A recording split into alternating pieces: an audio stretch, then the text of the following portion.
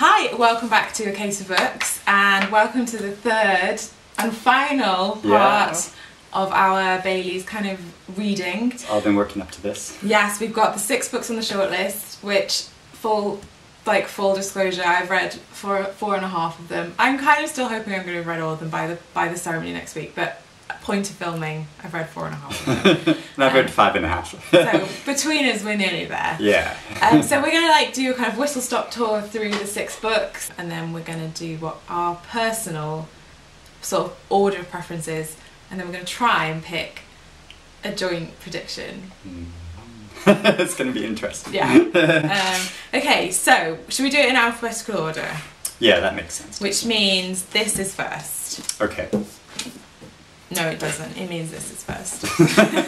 You are a librarian. So, first of all, we've got The Power by Naomi Alderman. Such a fan, she has both editions. I know, I do. Yeah, spoiler, I'll put that there. Yeah. Right. So we've kind of challenged ourselves to try and summarise each book with one sentence. It's hard. So, do you want to go first? Okay, The Power. So my line for The Power is, it is a dramatic, imaginative, thrilling and intelligent novel that explores the complexity of female identity and what a kick-ass matriarchal society might look like. Okay, your sentences are way longer than mine. Okay, I tried to pack a lot in there. Okay, because I went with so much to say. A brutal, brilliant and timely book about gender, power and corruption. My favourite thing, again, hard to pick out one favourite thing, but I think how, I guess, visceral it was. In it, women have this sort of electrical power, and when I was reading it, if I was like in between it and I was walking down the street, like I felt like I had like a physical sensation of like power, and it was really trippy and weird. It is sort of like after going to see like a Marvel movie or something, right, and you have this like sense that like I could be that. Right. And like, it was, I've never experienced anything like it, and it was really kind of trippy and fun and weird, and just to have that kind of visceral power from a book is just always like impressive, I think. And it's not a criticism so much, but it's something that like made me feel really uncomfortable. And that I think she purposely did, writing this novel, wanted me to feel uncomfortable in this way, in that you see so much abuse and towards like women and in certain scenes, and then later on when women get this power and they start enacting the violence, and you see this violence being enacted against men, that's abuse and humiliation and rape against men. And part of me like felt like a bit of a thrill, because it's like yeah, this is like your comeback for like centuries of like oppressing women, and would feel like a thrill about that. But but as like a person, I'm sort of like against violence in like all ways, and so it made me uncomfortable feeling that sort of happiness seeing men get their comeuppance in that way. She's very clever with it, isn't she? The way she kind of sets you up to feel one thing and then makes you question what you're feeling about it. I thought if you like Ruby from last year's choice, because it has that like very visceral exploration of gender, and it has like elements of, I mean, magical realism, sort of. It's not really quite the right term, but yeah, fantastical. And I picked, and I don't know how you're going to feel about this, because I don't know if you've read this book or how you feel about it, but I was going to say The Girls by Emma Cline. Oh, okay. Because I thought both novels consider the way power play and rebellion can create challenging female friendships. Yeah, I think that's interesting. I didn't think The Girls was like completely successful, but what I really liked about it was the way she wrote about like growing up as a girl and the male gaze, and I thought that was like the best bit about it, so I'm okay, down yeah. with that. Okay, so next is definitely this one. Yeah. Stay with me. Right, so I said for this one, a readable, moving and thought-provoking look at women and motherhood. I've been very like... Yeah. I feel like it's quite surface level. But our sentences together hopefully will create a nice picture of the books. Yeah. I've gone for a slightly nonsense design where I say the novel artfully conveys the extreme measures a woman must go to in order to assert her independence, within a culture that places the importance of having children over respecting her individuality. I really like the sympathetic and balanced portrayal of the husband and wife that this novel gives. It's about a couple basically, and she really, I mean, it's slightly more weighted in favor of the wife of focusing on her point of view, but it does give the man's perspective too, and the different problems that they encounter living within this society. I thought was really strong, and like, you know, she goes into things like male impotence and stuff, which like isn't, I don't think it's like discussed much in like novels and stuff, and so that I thought that was really strong. Yeah. I think for me the most impressive thing was just how like absorbing it was, because I think sometimes when you're reading kind of more literary novels you have to sort of, and some of these, even the ones I've loved, I've been like, right, okay, I'm going to sit and I'm going to have to concentrate, whereas this I read it in, I feel like I say I read it in one sitting, and that's such a cliche, but like I literally like, you know, I sat and I read it in one evening and I was just instantly involved in the story. Yeah, and I mean there's lots of like twists and turns and you're not sure where it's going to go and how this relationship's going to go. But also really beautifully written, and just I think it really hits that sweet spot. I would recommend this to so many people, and be confident that they'd get something from it. Okay, great. And we're going to do a comparison. Oh yes.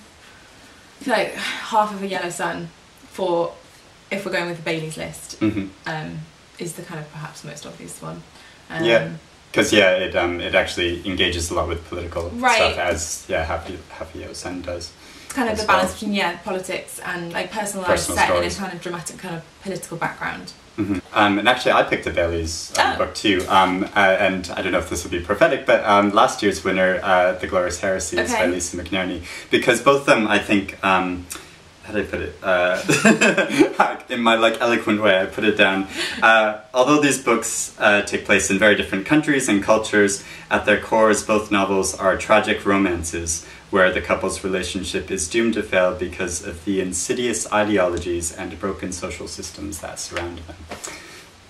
Yeah. Yes. So, third this is the one I haven't read yet. And it's The Dark Circle by Linda Grant. That was my brought in to see. Yeah, over to you. Fair enough. So my like one-line summary of this book is that it's an eloquent, finely detailed and vibrant portrait of complex characters housed within a rural 1950s sanatorium, which makes you think harder about recent debates surrounding the national healthcare system. Oh, topical. Okay. Perking your interest? Yeah. And so one thing I really liked about this novel, and which was really surprising for me, was that at the center of it is a lesbian love story and the strategies this couple had to employ in order to continue their relationship and survive. So my comparison book, and I don't know if this is like doubly wrong, like I picked a book by a man. Should I be talking about books by men? It's okay. Okay. I picked this other historical novel called The Spring of Caspar Meyer by Ben Ferguson. It was out a couple of years ago. It's a historical novel about a pressurized environment in the immediate aftermath of World War II. It takes place in Berlin, so like totally different environments. This takes place in rural Kent. And how oppressed women and queer people fight to survive under dire circumstances. Okay. But I think it is a real strength about this book that it sort of shows the beginning of the start of the NHS, and how the very classist attitudes people had to the introduction of this national healthcare system, and which I think does give an interesting perspective on how we still talk about the NHS. And that is interesting. That makes me want to read it more. Yay. And I hope it gets a new cover. Right. Okay. So next is M.K. The Sport of Kings, with my bookmark in it. And I sort of wonder if it like says something in itself that like neither of us have yet finished it. I mean, probably more so in my case because I started a long time ago. When we did our shortlist video, I'd already been reading it and I still haven't finished it. And so like, what does that say? But I am really enjoying it. That there is just like, there's quite a lot of long descriptions of landscape and horses. Do you know what they're like? They're like, you know, in the Lord of the Rings, where they have like the big sections where someone does like a big poem. Yeah. And I'm like, okay, right, okay, fine, right, Aragorn's like singing, we can like, I don't really need to read this bit. And yeah, I there's sort of sections have where you're that paying bit. less attention. Right, than and it's you like, would in other but the books. human stories in between those bits, I'm really invested in. And I really want to know what she does with it, because so far it's already cycled through 2 generations of family, and I'm really interested to see what she does next. Where it goes. Yeah. So my like one sentence thing so far, which obviously I have to qualify. I haven't actually finished reading it yet, but I call it a family epic overflowing with fascinating ideas, which shows in robust, stylish prose the way prejudice and power are passed down through generations on a southern farm. Very good. That's a thing I admire about it, is just like this insane ambition that she has to try to like cram. There's like so many, she switches tense and styles, and so it's like in some parts it's like from very like elegiac, and then it's like very scientific, and then it's like a family saga, and then it's like a play or a film, and she puts all this in together, and but it does like beautifully cohere in a strange way, and skipping to like a comparison, like actually I wasn't going to say this, but just something that came about, it is very a bit like Moby Dick of sort of like, it's this like mishmash of like styles, and like keeps jumping around to different things, and is cramming in so much about like history and all these like diverse cast of characters. I really struggled to think of a comparison book. And the closest I could come from the Baileys sort of books was Home, because it has that kind of American family, like generation. But I'm also again wary when I haven't read it to like say it's just like Home, but it kind of has, you know, I think there's certainly elements in common. Right, next is First Love by Gwendolyn Riley. Because I personally really didn't enjoy reading it, but I don't think it's a bad book. I just hated it because it was so bleak. But I didn't feel like my pro would very much be like, I felt very like in safe hands. Like I felt like this was I was reading a book where the writer knew what she was trying to do, and she knew what she was trying to say, and she executed it. It's just that it's the opposite of what I like to read. Even though I knew your opinion about it, I came to it with like clearly total open mind, to take it all in, and part of me was like really hoping that I was gonna like love it, because then we could have like a big old argument about it, or like, no, it's great. But no, I loathed this book. Oh, yes. And I feel like I'm really happy, because I feel like people love it and I don't. I don't get it. I don't get it. But my one sentence, or I think I'm a bit more cutting. I think the thing is, I read this last year. I think if I was talking about this and I just read it, I would be laying into it. But with like hindsight, I've calmed down a bit. So I call it a claustrophobic, tedious story which purposely withholds letting you know who the central characters are, but flaunts all the violent machinations of their egos, leaving the reader feeling like they've been emotionally vomited over. Wow. I agree. Like I liken it to like if like somebody just ran up to you in the street and said like I had this horrible childhood where I was abused, and now I'm with like this husband who's like awful to me, and he like calls me all these nasty names and is really vile to me, and you're like, whoa. And, then just run off and because I have no idea who this person is, I don't know like a context. I'm sensitive to that there's something very awful going on here, but like I don't have like a context to understand it. Well, comparison. My comparison is to A Little Life, because I also like, even though it's funny because this is like incredibly short and that one's incredibly long, but I had a very similar experience of like, I felt like the author was doing what they wanted to do, but I really hated it. So my comparison actually is another book I felt conflicted about, though I enjoyed the experience much more, was Rachel Cusk's novel Outline, which I loved. That's interesting. We've talked about this before. Yeah, we have, and I mean, and I feel like I've been like pushed on this like side of like fighting against it, whereas actually I did really enjoy reading it. But I felt so like frustrated, particularly in retrospect, thinking about it, and just like but it has a very similar sense of like you're not allowed to know who the central character is. She's very like except I mean I had a really different experience with it. you could read it in a way where you understand her through everyone else's opinions. And also, though, I just thought it was really powerful because I thought that Rachel Koski's really trying to say something about the way that women are often, you're told who you are by the way that other people see you. Right, okay, so last is Do Not Say We Have Nothing. What a book. What a contrast to First Love. Right. Again, I'm just like, I think, right, I'm just not even going to say my sentence because they're so simplistic compared to yours, and we have the same opinion about this book. I'm just going to agree with Eric. You do yours. My sentence is I call it a majestic and ambitious epic which spans 50 years of China's history, recounting the heart-rending impact the political system has upon a fascinating artistic family.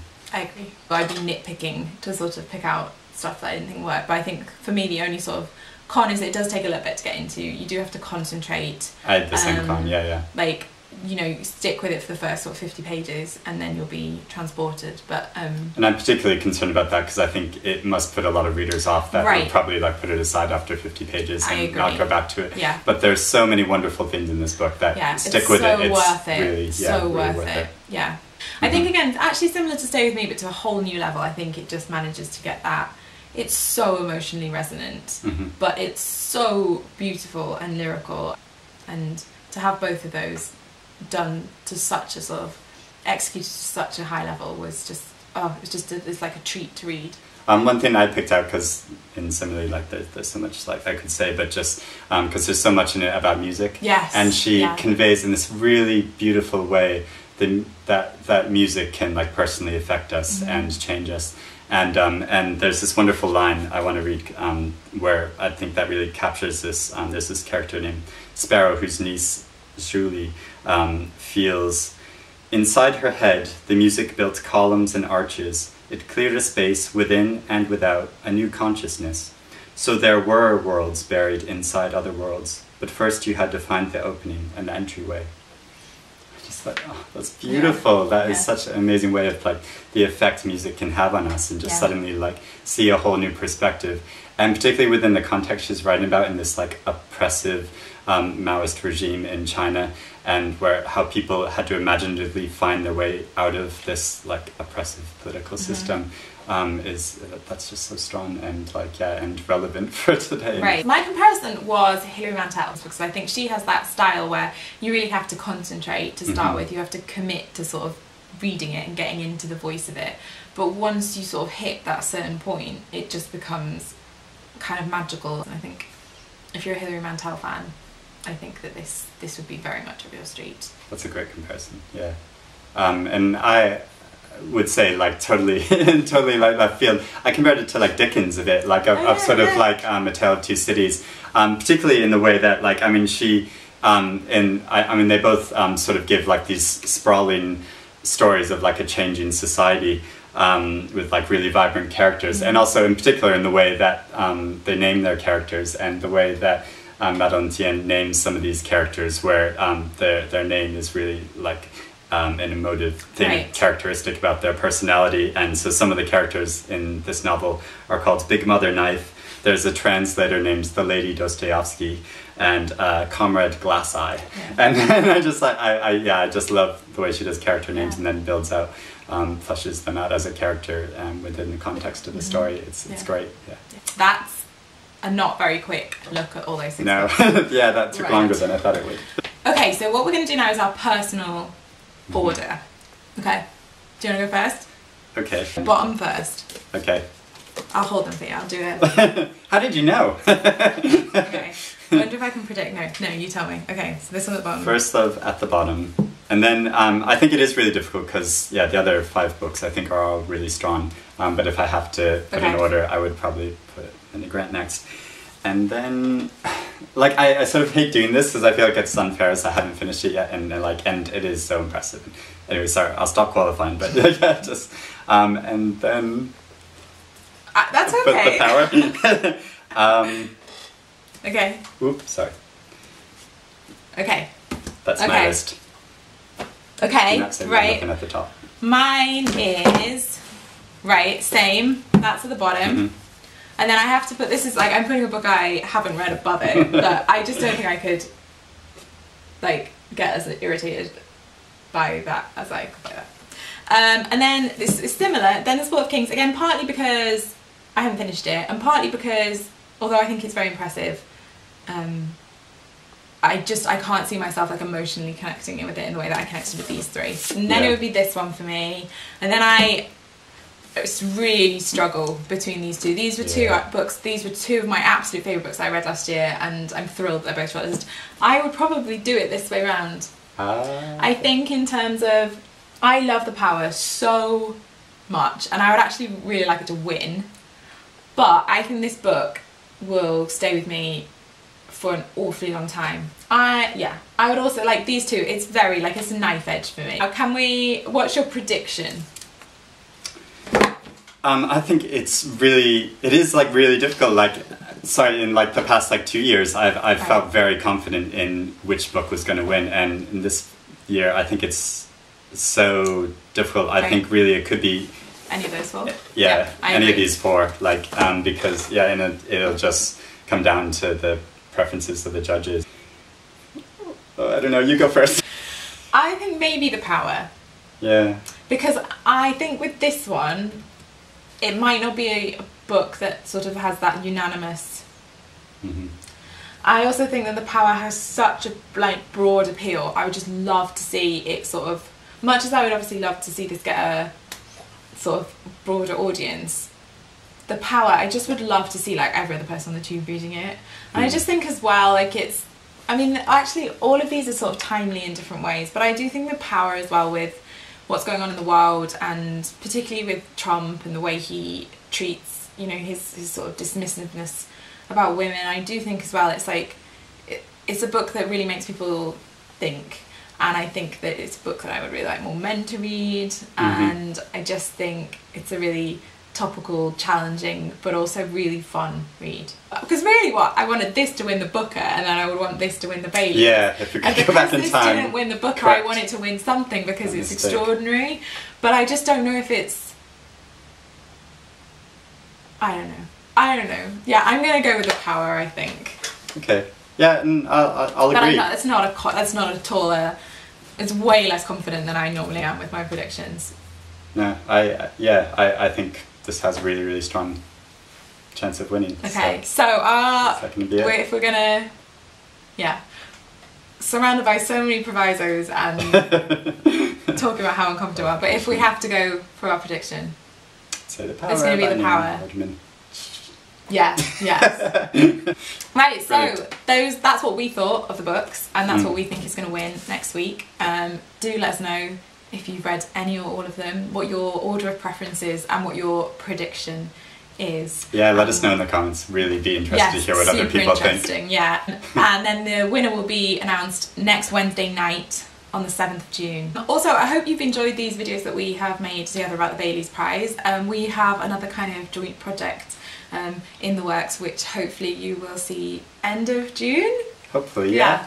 So do look out for that. So hope you've enjoyed the videos. Please do remember to subscribe and like the video.